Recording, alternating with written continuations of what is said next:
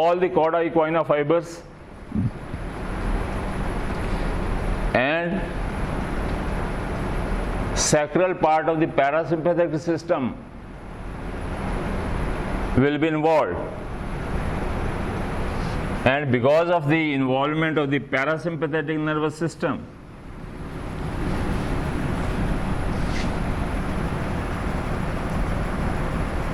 the Caudaiquana involvement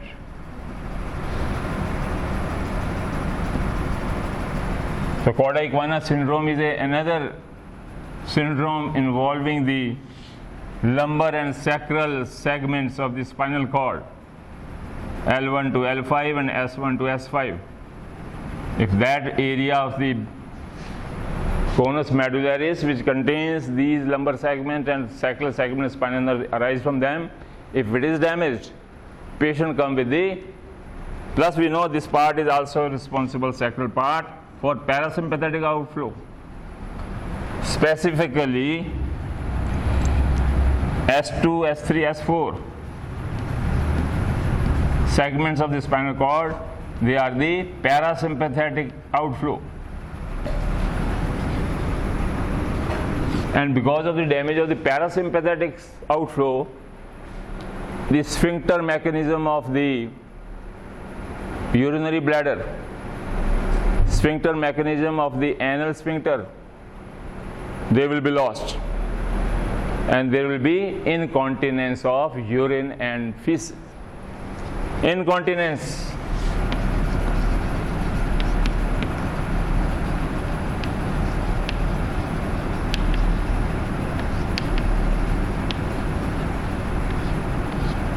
So such type of the Caudaiquana injuries occur directly to the Caudaiquana or maybe above it.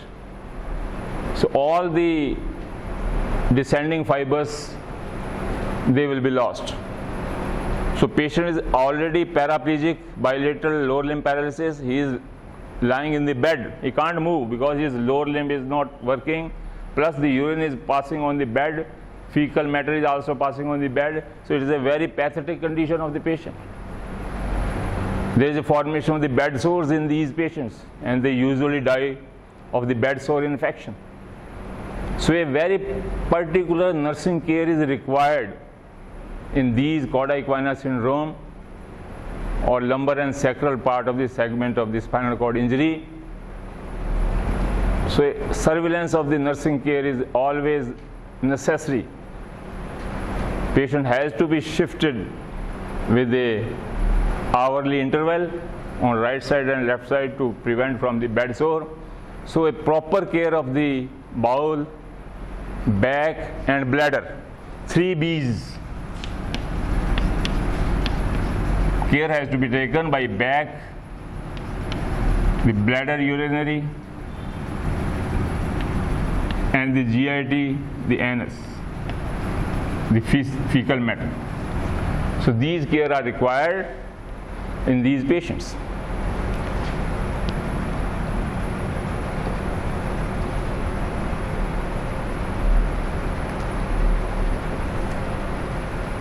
Then the next problem of the spinal cord injury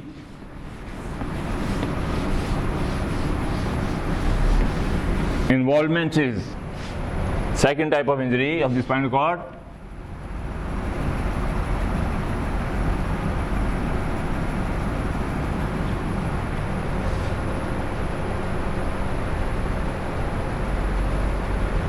Is the anterior type of the anterior spinal syndrome.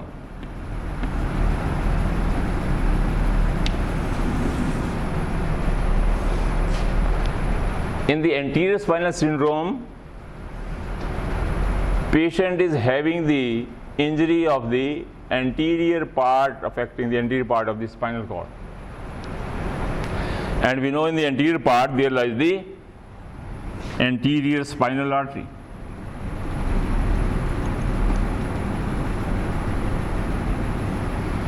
And this anterior spinal artery supplies the anterior 2/3 of the spinal cord.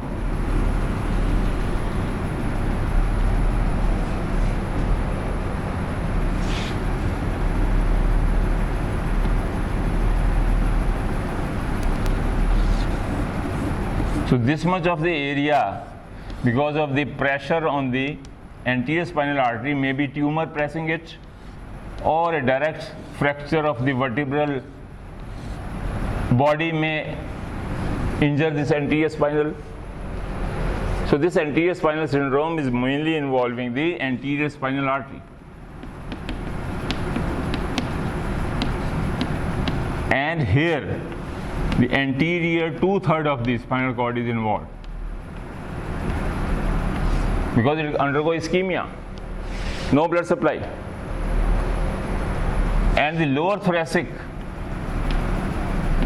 area is the most commonly involved in the anterior spinal syndrome.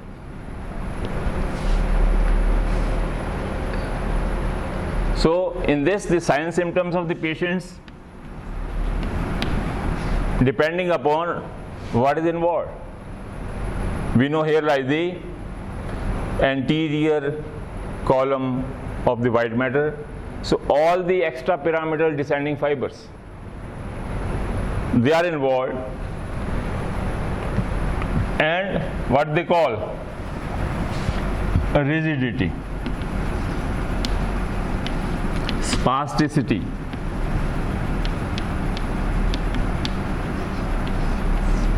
So muscles undergo spasm because of the extrapyramidal descending anterior column fibers. And because of the involvement of the spinothelmic, and because of the involvement of the motor roots,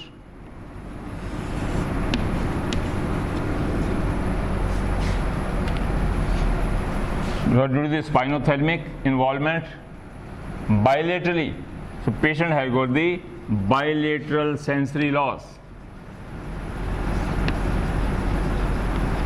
of pain, temperature, pressure and touch.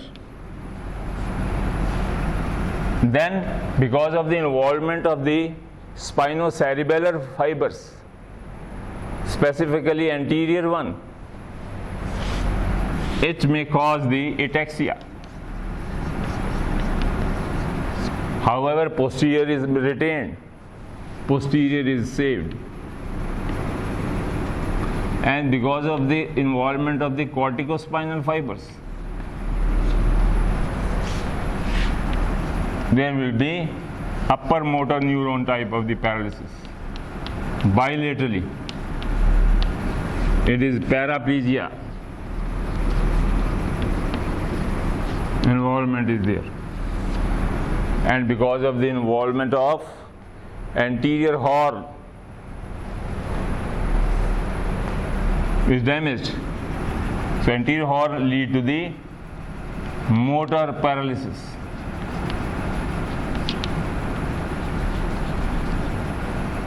But posterior column sensations, they are not damaged, it is saved. So posterior column sensation, they are retained. So there is no loss of the fine touch, vibration sense, 2-point discrimination, proprioceptive and kinesthetic sensations. Bilaterally they are not affected by the anterior artery syndrome, because anterior arterial syndrome is only involved anterior 2/3. So whatever structure they are coming, it will be there. Another affection of the spinal cord involvement is the central spinal syndrome.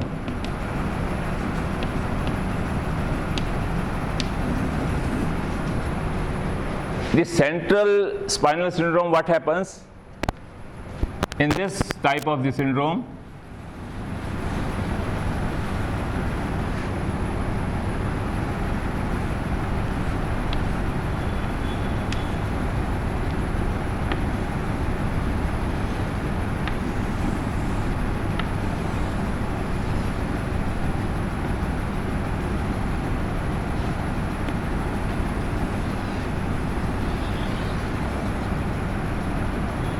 the central part of the spinal cord is involved. This much area.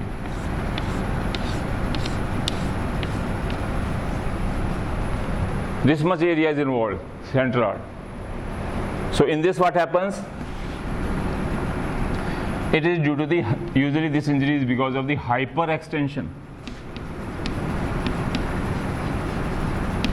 Hyperextension of the cervical spine in accidental injuries or any other injuries.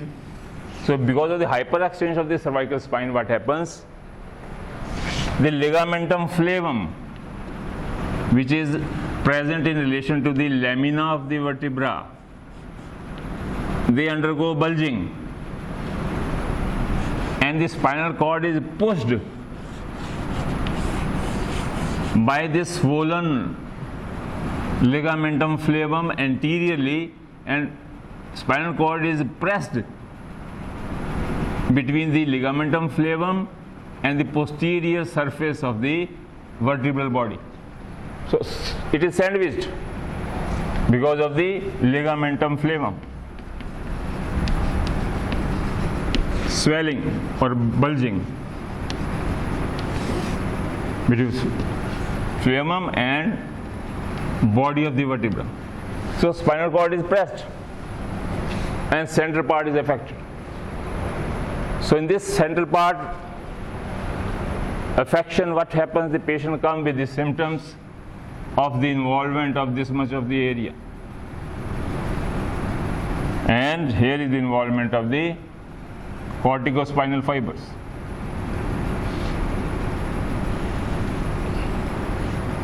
So we know corticospinal fibers, they are arranged in the sequential order. Medially the fibers of the upper limb, motor fibers of corticospinal, then thorax, then lumbar, and then sacral is lateralmost. So here the cervical, thoracic and lumbar muscles, they are involved, and they give the bilateral upper motor type of the lesion, bilateral upper motor neuron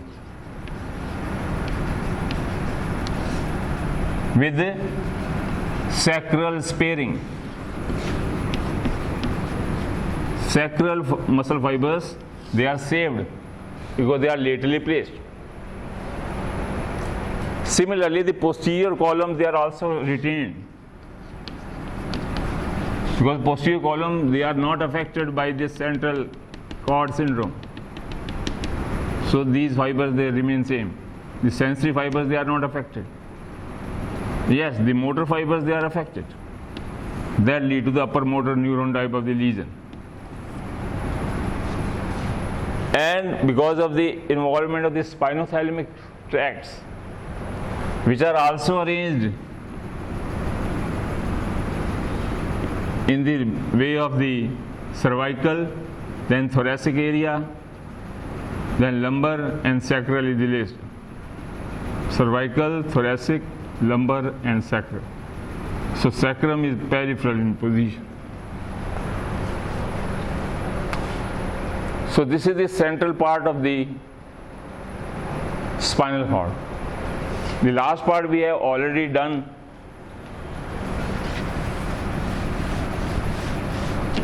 Is the hemisection of the spinal cord, or what is called Brown-Sequard syndrome. Brown-Sequard syndrome, in which half of the spinal cord is cut. So we have already done with the white matter.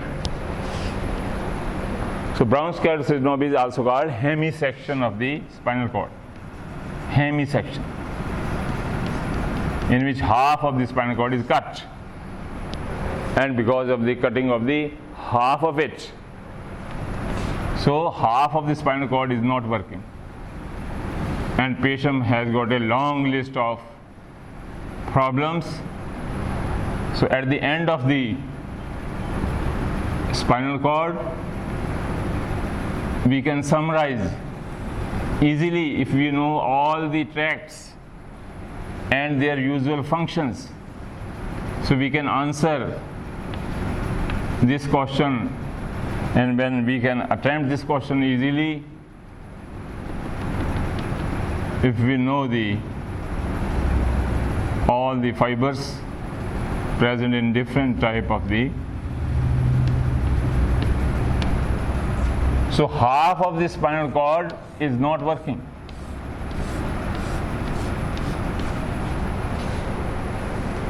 So there is at the site of the lesion, patient will have got the lower motor neuron type of the lesion, because here the nerve which are sensory are coming, motor are going, they are all damaged. So at the site of the lesion, patient has got both sensory and motor loss of the lower motor neuron. But on the other side, the sensory and the motor, they are coming, and sensory they are also cutting here. They have to go up, and motor they are going already. So there will be no motor loss at the lesion, but there will be sensory loss will be there, because sensation they have to come. They have to cross and then they have to go up. And below the lesion, on the side, there will be motor loss is there bilaterally.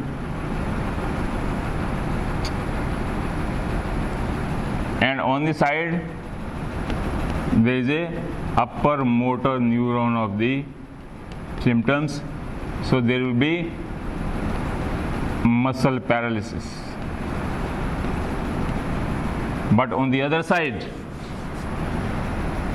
no motor paralysis. No motor paralysis.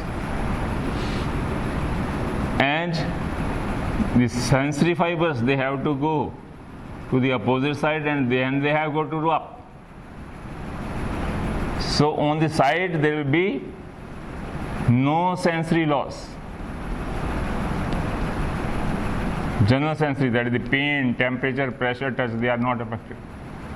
But the pain, temperature from the opposite side of the lesion, they have to go up, but they are cut. So on the region, there will be no motor loss, but there will be sensory loss is there on the other side. And the posterior column sensations, they are cut on the same side. So posterior column sensations, they are lost on the site of the lesion, but on the other side there is no posterior column sensory loss, because they are ipsilateral. The spinal lemniscus, medial lemniscus fibers, they are not crossing. So on the other side, there will be no loss of the vibration sense and other parts of the posterior column.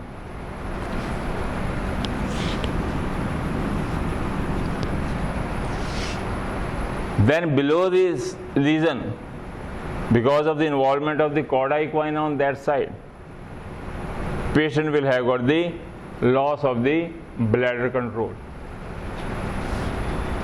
But as it is unilateral, so it is usually unaffected or weak. As the muscle of the anterior corticospinal fibers, the 15% uncrossed, they are still present and they are unaffected. So there will be slight movement of the muscles may be there. So this is how we finish with the affection of the spinal cord. Thank you.